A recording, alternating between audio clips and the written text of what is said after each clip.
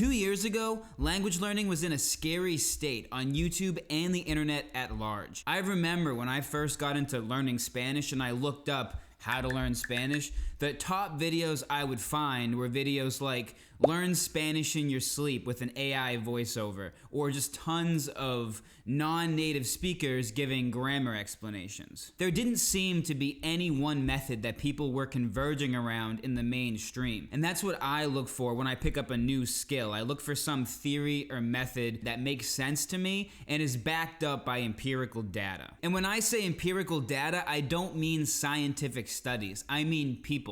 I mean tons and tons of stories from people, tons of testimonials that say, I used this method and it worked for me. And that's what Dreaming Spanish was. It was a well-explained, try-it-and-see method with a gigantic cult following on Reddit, and it caught my attention. I joined the subreddit, I started tracking my hours, and now I sit before you today as one of the many living examples of people who have reached an impressive level of Spanish in an impressive amount of time because Pablo was right about everything. What's going on, guys? My name's Nick. I'm the creator of Lengualytics and a fluent speaker of the Spanish language. Nowadays, it feels like Dreaming Spanish is always under assault because of Pablo's insistence that you shouldn't use direct translations, you shouldn't speak early, and you shouldn't learn any grammar. I've given my opinions about this in the past, but I want to make one thing clear. I don't think this is nearly as important as people make it out to be. I think the only reason there's so much debate about these things online is because of how popular Pablo is. So when he firmly insists something, it just naturally sparks conversation. Whenever I make a video and put Dreaming Spanish or Pablo somewhere in the title of the video,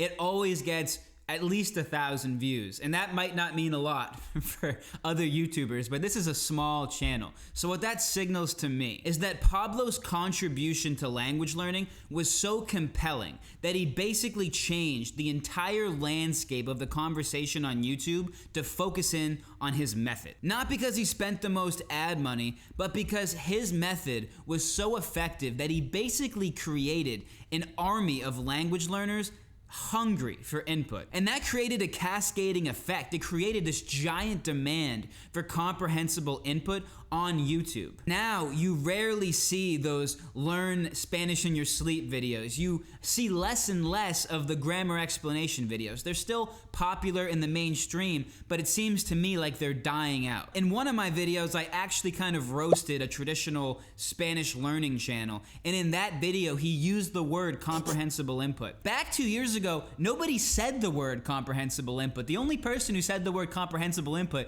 that you could find on YouTube was Pablo. And now, the traditional language learning channels, they're throwing it around because they see the direction that YouTube is going. And further proof, I run the website Lengualytics, as previously stated, and I see so many new comprehensible input creators popping up every day. Crazy amounts. Sometimes we forget the only reason we have input videos in Russian, German, French is because Pablo made comprehensible input much more mainstream. The sheer volume of comprehensible input content you can find on the internet today is a direct result of Pablo and the Dreaming Spanish method. So sometimes it pains me to squabble over things like how often should we translate, how much grammar should we learn, how early should we speak. I have opinions and they're different from Pablo's, but I still feel like we agree on the fundamental idea behind language learning. The fundamental idea that really didn't exist in the mainstream when I started my language learning journey. And here's that fundamental. Your fluency in a language is essentially a function of the amount of hours you've spent consuming comprehensible input. Knowing this completely changed my perception of how I was going to become fluent in Spanish.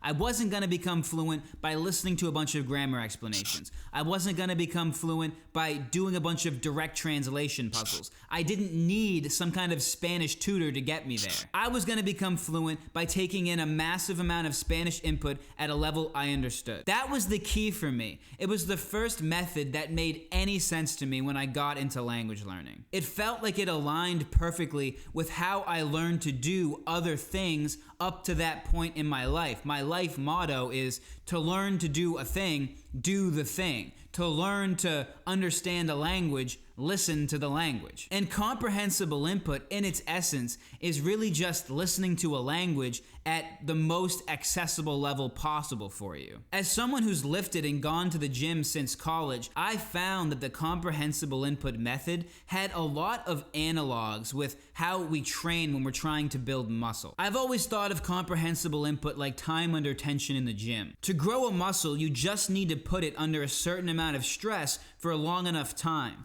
Over time, your muscles adapt, which allows you to lift heavier and heavier weights. I tend to think of comprehensible input as your brain being put under the tension of a foreign language so it naturally adapts like a muscle. And it's also like progressive overload. When you first go to the gym, you don't start with the heaviest weights you can find. You start with what you can lift, and you slowly build up incrementally over time, lifting heavier and heavier weights. With language, that means listening to things that are always just a little bit above your level, 80% comprehension range. Over time, what felt difficult begins to feel more natural, and you start to be able to understand more and more without you even realizing it. Before I found Dreaming Spanish, I'd already tried and failed to learn Spanish, and I think that was what was so special about the Dreaming Spanish subreddit. I really got this feeling that everybody here is just like me, and when you would see progress posts, it felt so obtainable. You were like, yes, I can do that. And then when you put the time in yourself and you see yourself crossing those same thresholds, it just gives you so much confidence and it feels so common sense. That's something that no other language learning community had. I feel like the majority of language learning communities I would go to, half of what you'd see is, I don't know if this is working, this doesn't feel like it's working, when does this work? Whereas in Dreaming Spanish, especially when it was small, when I was in the sub, relatively small, smaller than it is today, everybody seemed to be like, oh my God, this works. And it was a different feeling. It was a different vibe than any other language learning community I'd ever been in. What Pablo actually did for language learning, I feel like it gets lost in debate, so I want to spell it out here. The idea behind comprehensible input isn't new. That famous video that we've all seen of Stephen Krashen talking about comprehensible input, as you can see by the camera quality, it's from the 80s. It's old. The theory that we acquire languages through massive amounts of understandable input has been sitting in academic papers since my parents were in middle school. But nobody looking up how do I learn Spanish in 2023 was gonna stumble across that Stephen Krashen video. And even if they did, they wouldn't have access to that high quality on-demand input that we're accustomed to in 2026. What Pablo actually did is he brought the comprehensible input idea to the mainstream. He brought it to the internet, and he created a YouTube channel full of content that you could actually use, and later went on to inspire tons of other people to do the exact same thing. Also, for decades, language learning was essentially held hostage by academia.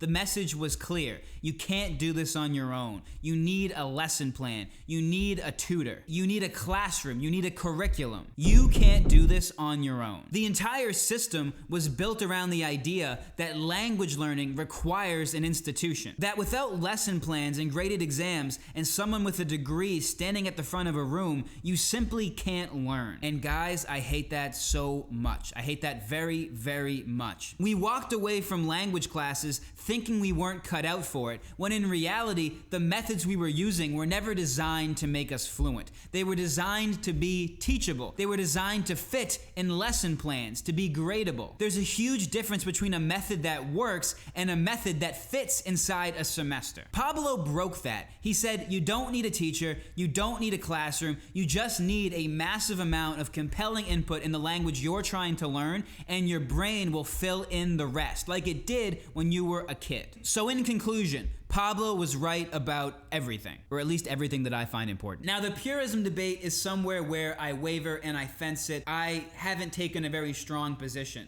In my opinion, the amount you should study in a language is somewhere between 0 and 1%. So, to me, again, it doesn't seem that important. I dogmatically believe that the true measure of fluency is comprehensible input over time, and everything else is secondary. Now, if you're looking for a video where I do kind of get more into my thoughts on purism, I'm gonna put that video right here, and don't forget to give this video a like. I will see you on the next one.